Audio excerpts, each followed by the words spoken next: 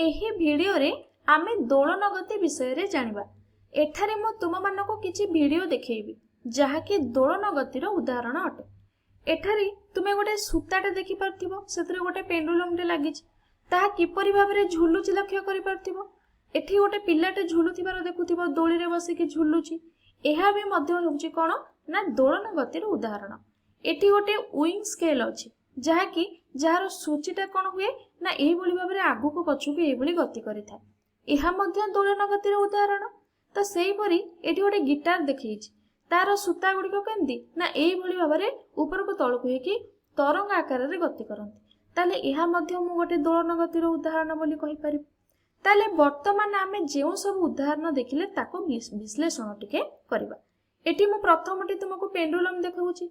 एही pendulum T एही भली भाबरे गति करछि, आगको पछुको एही भली भाबरे गति करूछि।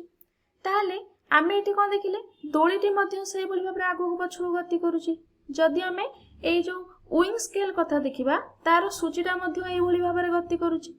देखो केउ भली भाबरे तार दिगटा रहउछि।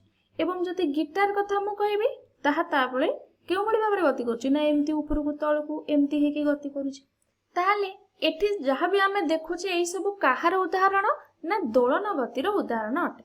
ताले तुमे एठी लक्ष्य करि पारुथिबो एठी जेउ भाबरे से गति करूछन्ती बा दोलन गति एठी बारंबार घटुछि, बा आमे कहि परिबा एठी रिपिटिशन होउछि। गोटे प्रकार गति बारंबार बारंबार एठी होउछि। एटा तुमे निहाती लक्ष्य करूथिबो।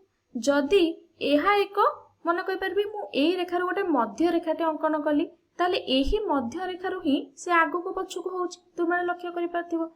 जदि डाहाण पटुको जाउछि, एपटुको बाँ पटुको जाउछि।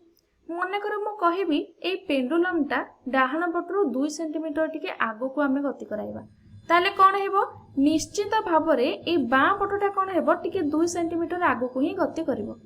एहा जेमिति हेले घटिबो। जदि 2 सेंटीमीटर आगको भिडी कि तानिबा छाडी देबा, ताले ए 2 सेंटीमीटर आगको गति करिवो। ताले एठी दोली क्षेत्र रे मध्य देखिबा, जदि गोटे मध्य रेखा अंकन करिबा से सेही पॉइंट रे आगको पछुको होउछि। एई सूची जगह रे मध्य सेया होउछि। एठी गिटार जगह रे जदि एटा मध्य रेखा हला, तार आगको पछुको एई बळी भाबरे कोन होउछि ना गति करूछि। ताले ये होउछि द्वितीय गुरुत्वपूर्ण कथा। प्रथमटी कोन थिला ना रिपिटेशन होउछि, बारंबार से गति त्वरान्वित होउछि। एवं द्वितीय रे कोन हैला ना गोटिए मध्य स्थिति रु से कोन होउछि ना आगको पछुको हेकि गति करूछि, जहा को हमें कोन कहउछे मीन पोजीशन इंग्रजी रे कहउछे, ओडिया रे ताको हमें मध्य स्थिति बोली कहितो। ताले एठी मा ओटा पेंडुलम रो उदाहरण नीचे देखो। एठी पेंडुलम टा कहउछि ना गोटिए जगह रो आगको पछुको होउछि। एही मझी जगह को हमें कोन कुए ना मध्य स्थिति। मु एबे जो मध्य रेखा कथा कहउतली सेही रेखार नाम होउछि कोन मध्य स्थिति। एही पॉइंट रु बा एही स्थान रु ताहा आगको पछुको होइथाय। एवं एठी मु दुईटा बिंदु आउ दुईटी बिंदु अंकन करिछि, चरम स्थिति बोली लिखिछि। से कोन ना सर्वोच्च सीमा जो जाय पेंडुलम टी जाई परिबो ताकू ही चरम स्थिति बोली कुहा जाय। आमे कहि परिबा सर्वोच्च सीमा को आमे यदि डाहाण पटे सूचैबा एटा सर्वोच्च सीमा, एई जाय पेंडुलम मन कर गति करूछि, याकू चरम स्थिति कुहा जाय। जदि बाम पार्श्व कथा देखिबा, देखो एटी डाहाण पटको चरम स्थिति हो गला, तापर पेंडुलम टा मध्य स्थिति को आसीबो, तापर बाम पटको जिवो, एटा भी होछि चरम स्थिति। तापर पेंडुलम टा पुणी कोठी आसीबो मध्य को आसीबो, मध्य स्थिति के आसीबो, तापर पुणी चरम स्थिति, तापर पुणी मध्य स्थिति, तापर चरम स्थिति। एई भली भाबरे पेंडुलम टा एठी कोन करथाय ना गति करिथाय।